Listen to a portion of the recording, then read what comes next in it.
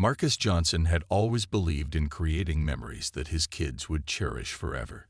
As a single father raising two bright and curious children, he worked tirelessly to provide them with experiences that would broaden their horizons and bring joy to their lives. This time, it was a trip to Disney World, a dream destination for 8-year-old Ava and 6-year-old Elijah. The excitement in their eyes as they packed their bags was enough to make all of Marcus's hard work feel worth it. On the morning of the flight, the family woke up early, buzzing with anticipation.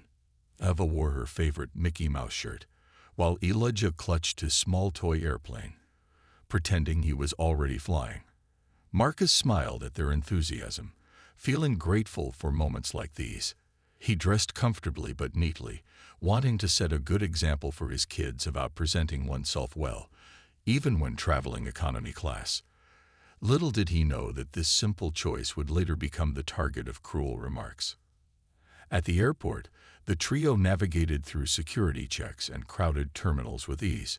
Marcus kept the mood light, cracking jokes and pointing out interesting things along the way. When they finally boarded the plane, Ava and Elijah couldn't contain their excitement. "Dad, we're really going," Elijah exclaimed, bouncing in his seat. Marcus chuckled, helping the kids settle into their assigned spots by the window so they could watch the clouds once they took off. As the aircraft filled with passengers, Marcus noticed a few members of the flight crew preparing for takeoff.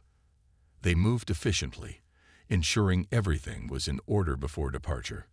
At first glance, nothing seemed unusual. But then, something caught Marcus's attention. One of the flight attendants, a tall woman with sharp features, glanced over at him and smirked. It happened so quickly that Marcus thought maybe he imagined it. After all, why would anyone have reason to look at him strangely? But soon, more subtle signs began to emerge. Another attendant leaned over to whisper something to her colleague, both glancing in Marcus's direction. Their expressions weren't friendly. They were mocking. Marcus felt a knot form in his stomach, though he tried not to let it show. His priority was keeping his kids happy and carefree.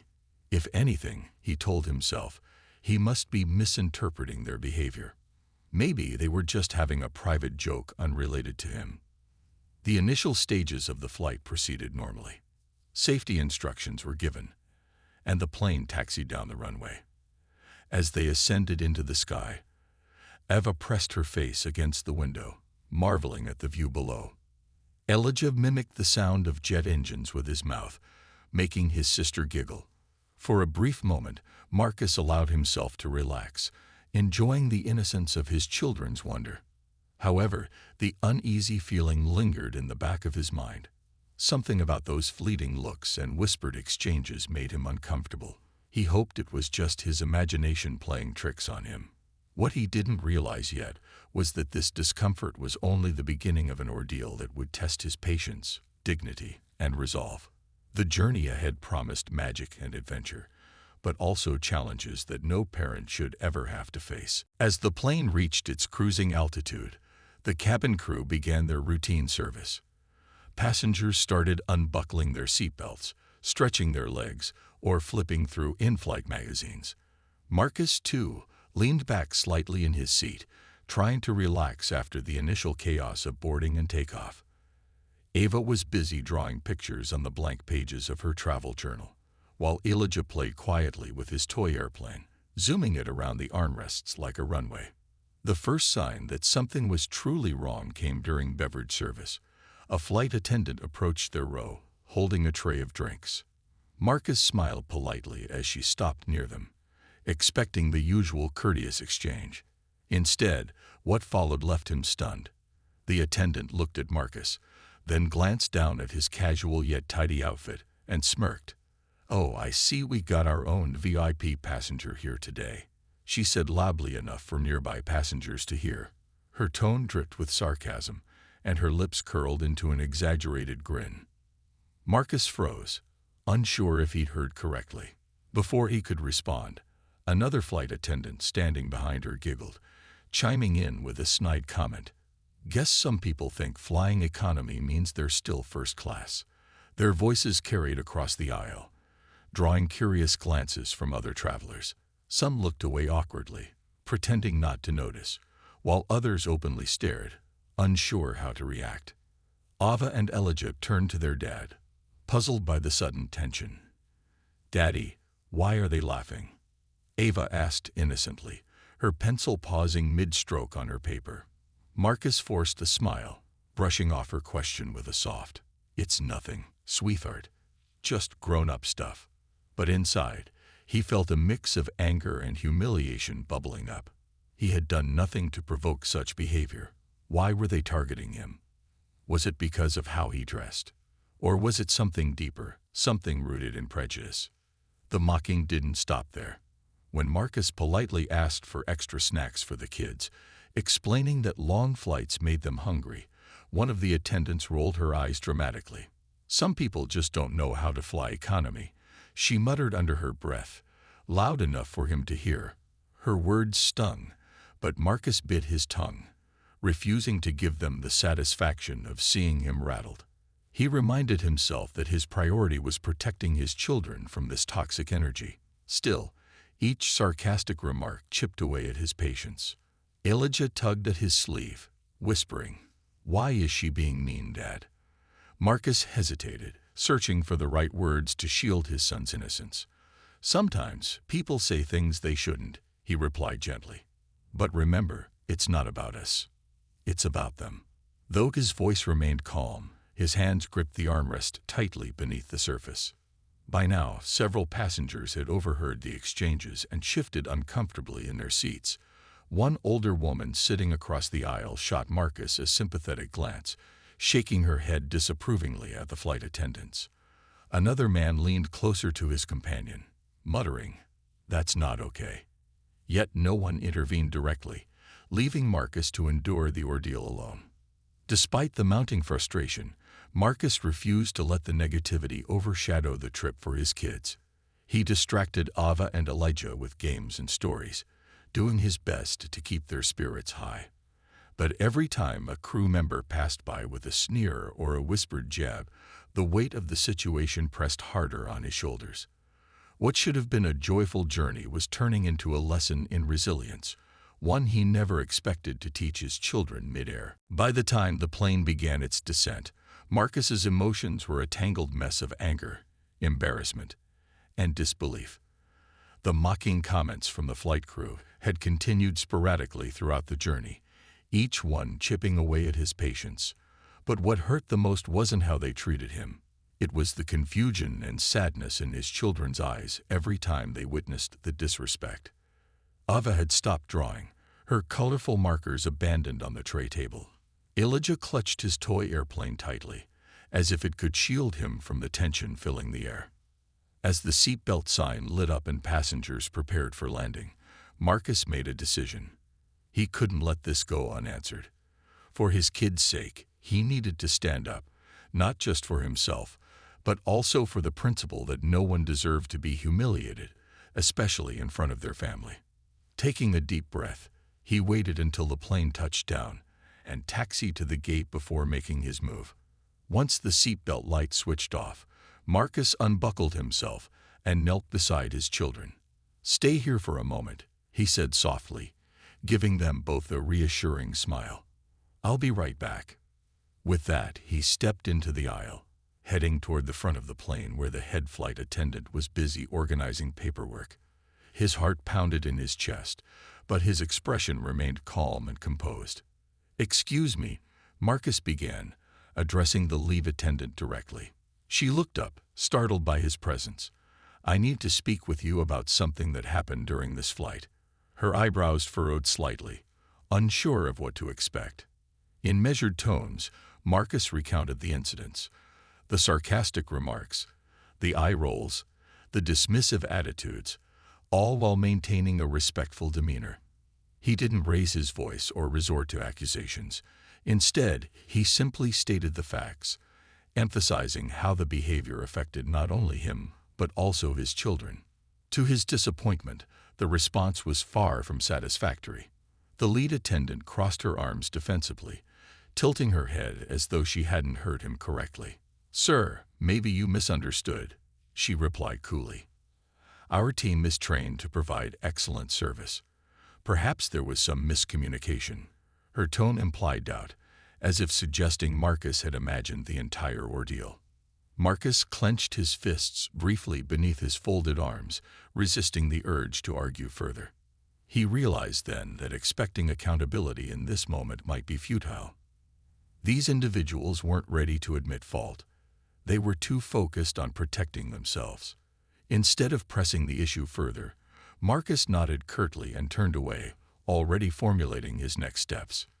Before leaving the aircraft, he paused near the exit door and discreetly snapped photos of his boarding pass and the airline's logo displayed prominently inside the cabin. He knew these details would be crucial when sharing his story later. As he rejoined Ava and Elijah, who were waiting patiently in their seats, he forced a smile and said, "Let's go, guys. We're almost at Disney World." But even as they walked through the terminal, Marcus's mind raced with possibilities. This wasn't over, not by a long shot. He thought about the countless others who might have faced similar treatment without speaking out. Someone needed to shine a light on this kind of behavior, and Marcus decided it would be him. For his kids, for himself, and for everyone else who deserved better, he vowed to hold the airline accountable and ensure that no family would ever endure such humiliation again. Back home, Marcus couldn't shake off the lingering frustration from the flight. The dismissive attitude of the lead flight attendant replayed in his mind like a broken record. He knew he couldn't let the incident slide, not just for himself, but for his children and countless others who might have faced similar treatment. Determined to make a difference, Marcus sat down at his computer that evening and began typing out a detailed account of what had happened. The post started with a simple introduction. "Today, my kids and I boarded a plane excited for our Disney World vacation. What we experienced instead was something no family should ever endure." From there, Marcus laid out the events step by step, describing the mocking comments, the eye rolls, and the dismissive response when he tried to address it. He kept his tone calm and factual, avoiding any inflammatory language. Instead, he let the story speak for itself, highlighting how even subtle acts of disrespect could leave deep scars, especially on young, impressionable minds. To strengthen his case, Marcus included screenshots of previous reviews criticizing the same airline for discriminatory practices. These weren't isolated incidents. They were part of a larger pattern. He ended the post with a heartfelt plea. "This isn't about revenge. It's about accountability. Families deserve respect, regardless of where they sit on a plane or how they look." Within hours, the post gained traction. Friends and acquaintances shared it across social media platforms, adding their voices of support. Strangers chimed in too, sharing their own stories of mistreatment while traveling. Some recounted being judged based on their appearance. Others talked about rude remarks from airline staff, and many expressed outrage over the lack of consequences for such behavior. Hashtags like #RespectBlackPassengers and #AccountabilityInAviation quickly trended online, drawing attention from news outlets nationwide. Journalists reached out to Marcus, eager to hear more about his experience. During interviews, he remained composed, focusing on the bigger picture rather than personal vendettas. To drive the point home, Marcus read aloud letters written by Ava and Elijah. In her note, Ava wrote, "I didn't understand why those ladies were mean to Daddy. It made me feel sad and scared." Elijah's letter was shorter but equally poignant. "I thought flying was fun, but now I don't want to go on planes anymore." The emotional impact of these words resonated deeply with viewers. Parents empathized with Marcus's struggle to shield his children from negativity, while advocates praised him for turning a painful moment into an opportunity for change. The public outcry grew louder, putting immense pressure on the airline to respond. At first, the company issued a generic apology, stating, "We regret if any passenger felt uncomfortable during their journey." But the vague wording only fueled further criticism. People demanded specifics, acknowledgement of wrongdoing, accountability for those involved, and concrete steps to prevent future occurrences. Marcus addressed this directly in another follow-up post, writing, "An apology without action is meaningless. We need real change, not empty promises." By the end of the week, the story dominated headlines, sparking conversations about racism, privilege, and customer service standards in the aviation industry. Marcus had ignited a movement, transforming a personal grievance into a national dialogue. Though the road ahead would undoubtedly be challenging, one thing was clear: silence was no longer an option, not for Marcus, not for his children, and certainly not for anyone else who believed in fairness and dignity for all. The backlash from Marcus's story hit the flight crew like a storm they hadn't seen coming. What started as whispers and smirks on a routine flight had spiraled into a full-blown public relations disaster for the airline and for the individuals involved. As Marcus's post went viral, screenshots of passenger manifests and internal reports began surfacing online, revealing the names and faces of the flight attendants who had mocked him. Social media users were relentless, flooding their profiles with angry comments and accusations. The once private lives of these crew members became a spectacle for the world to dissect. For the flight attendants, the consequences were swift and severe. Job offers dried up overnight. Friends and colleagues distanced themselves, unwilling to be associated with the controversy. Industry insiders labeled them as liabilities, making it nearly impossible for them to find work in aviation or any customer-facing role ever again. One attendant deleted her social media accounts entirely, while another stopped leaving her house, too ashamed to face the judgment of strangers. Their careers, once sources of pride, now felt like anchors dragging them deeper into despair. Desperate to salvage what was left of their reputations, the crew members decided to reach out to Marcus directly. Each sent heartfelt messages, pleading for forgiveness and a second chance. One even mailed a handwritten letter to his home address. In it, she wrote, "I can't begin to imagine how my actions made you feel. I was wrong, and I am so sorry. Please believe me when I say I never intended to hurt anyone." Her words were raw and vulnerable, filled with regret. But Marcus knew that apologies alone wouldn't erase the damage done. When Marcus received the letters and messages, he read them carefully, weighing each word. He could sense their sincerity, but he also understood that true accountability required more than just saying sorry.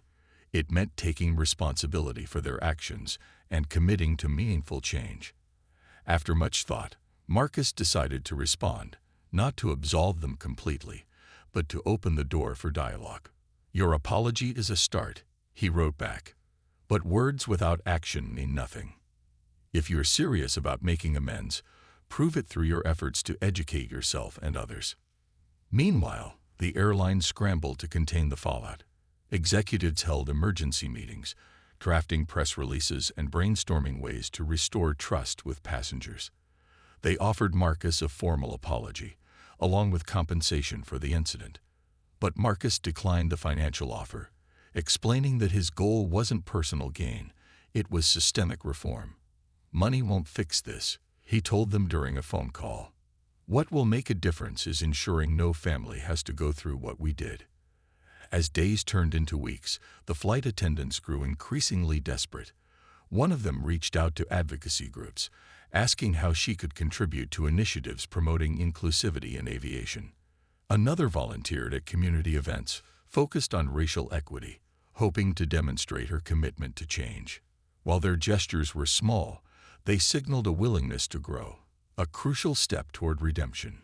Marcus watched all of this unfold with mixed emotions. On one hand, he felt a sense of vindication, knowing that his voice had forced these individuals to confront their behavior. On the other hand, he wrestled with whether forgiveness was truly warranted, or if holding them accountable served a greater purpose. For now, he chose to keep the lines of communication open, believing that real transformation often began with uncomfortable conversations. And though the road ahead remained uncertain, one thing was clear: the ripple effects of standing up against injustice were far-reaching, touching not only those directly involved, but also inspiring countless others to demand better. The pressure on the airline to address the growing public outcry became impossible to ignore. Facing mounting criticism and a tarnished reputation, the company announced sweeping reforms aimed at preventing similar incidents in the future. These changes weren't just cosmetic. They were designed to tackle systemic issues head-on. Marcus watched closely as the airline unveiled its new initiatives, knowing that real accountability would be measured not by promises, but by action. First, the airline committed to implementing mandatory diversity and inclusion training for all employees, from flight attendants to executives. This wasn't going to be a one-time seminar where staff passively clicked through slides. It was an intensive program developed in partnership with leading advocacy organizations. The curriculum included modules on unconscious bias, cultural sensitivity, and conflict resolution, ensuring that every employee understood the importance of treating passengers with dignity and respect, regardless of their background or appearance. In addition to training, the airline introduced stricter protocols for handling passenger complaints. Previously, grievances often disappeared into bureaucratic black holes, leaving customers feeling unheard and dismissed. Now, the company pledged to establish a dedicated hotline and online portal where travelers could report incidents in real time. Every complaint would be reviewed by an independent oversight board, a diverse group of experts tasked with investigating claims of discrimination or misconduct. Their findings would be made public, holding both individuals and the airline accountable for any wrongdoing. But perhaps the most impactful move was the creation of a $1 million scholarship fund aimed at supporting minority students pursuing careers in aviation. For years, the industry had struggled with a lack of representation among pilots, flight attendants, and other key roles. By investing in the next generation of diverse talent, the airline hoped to foster a more inclusive workplace culture, one where passengers could see themselves reflected in the faces of those serving them. While these measures signaled progress, critics remained cautious. Some pointed out that policies alone couldn't erase deeply ingrained biases. True change required consistent enforcement and transparency. Others argued that leadership needed to lead by example, demonstrating zero tolerance for discriminatory behavior at every level of the organization. Marcus echoed this sentiment during interviews, emphasizing that reform was only the beginning. "It's easy to announce changes," he said. "The hard part is sticking to them when the cameras are off." Despite the skepticism, many saw the airline's efforts as a step in the right direction. Passengers began sharing stories of improved interactions with crew members, noting subtle yet significant shifts in attitude. One traveler recounted how a flight attendant went out of her way to assist an elderly woman struggling with her luggage, while another praised the warmth and professionalism displayed during a turbulent flight. Though small, these moments hinted at a broader cultural transformation taking root within the company. For Marcus, the reforms represented validation, not just of his experience, but of the countless others who had suffered silently. He knew the fight for equality and respect wouldn't end overnight, but seeing tangible progress gave him hope. More importantly, it reinforced his belief in the power of speaking up. By refusing to stay silent, he had sparked a chain reaction that extended far beyond his own story, inspiring others to demand better treatment and proving that even the smallest voices could ignite meaningful change. As the dust began to settle on the controversy, Marcus found himself at a crossroads. The flight attendants who had mocked him were desperate for redemption, and the airline was scrambling to rebuild its reputation. But Marcus knew that forgiveness wasn't something he could, or should, grant lightly. It wasn't just about him anymore. It was about setting an example for his children and others watching how this situation would resolve. Would he choose vengeance, ensuring those responsible faced consequences for their actions? Or would he extend compassion, giving them a chance to grow and learn from their mistakes? After much thought, Marcus decided that accountability didn't have to mean punishment. It could also mean education and growth. He agreed to meet with the flight attendants publicly, but only under specific conditions. The meeting would be mediated by a neutral third party, broadcast live to ensure transparency, and focus not on blame but on understanding. For Marcus, this wasn't about letting them off the hook. It was about creating an opportunity for real change. The day of the meeting arrived, and cameras rolled as Marcus sat across from the individuals who had once mocked him. Tension filled the room, but Marcus remained calm and composed. One by one, the flight attendants spoke, their voices trembling with emotion. "I am so sorry for what I said and did," one of them admitted. "I didn't realize how hurtful my words were until I saw your story online. I spent sleepless nights thinking about how I made you and your kids feel." Another added, "You're right. What we did was wrong, and there's no excuse for it. We let stereotypes cloud our judgment, and that's on us. Please believe me when I say I'm committed to doing better." Their apologies were raw and unfiltered, stripped of any defensiveness or excuses. Marcus listened intently, his expression thoughtful. When it was his turn to speak, he didn't mince words. "What you did wasn't just disrespectful. It was dehumanizing," he said firmly. "My kids had to sit there and watch their father being treated like he didn't belong. That's not something they'll easily forget." He paused, glancing at the camera before continuing. "But I also believe people can change. If you're serious about making amends, prove it through your actions. Not just today, but every day moving forward." The mediator guided the conversation toward solutions, encouraging both sides to discuss ways to promote inclusivity within the aviation industry. Surprisingly, the flight attendants opened up about their own struggles, how pressure from management sometimes led to poor decision-making, and how inadequate training left them ill-equipped to handle diverse passengers respectfully. Marcus shared his perspective too, explaining the emotional toll of racism and the importance of empathy in customer service. By the end of the meeting, something remarkable happened. Mutual respect began to emerge. While the wounds wouldn't heal overnight, both parties shook hands, agreeing to collaborate on initiatives aimed at fostering respect and understanding in air travel. The flight attendants pledged to become advocates for diversity within their workplace, while Marcus promised to support their efforts by sharing updates with his followers. For Ava and Elijah, watching their dad navigate such a challenging situation with grace and strength left a lasting impression. "Dad, does this mean they're good people now?" Elijah asked later that evening. Marcus smiled, ruffling his son's hair. "People make mistakes, buddy. What matters is whether they learn from them and try to do better. And that's what we're working on together." Though the road ahead remained uncertain, Marcus felt a renewed sense of purpose. This wasn't just about closure.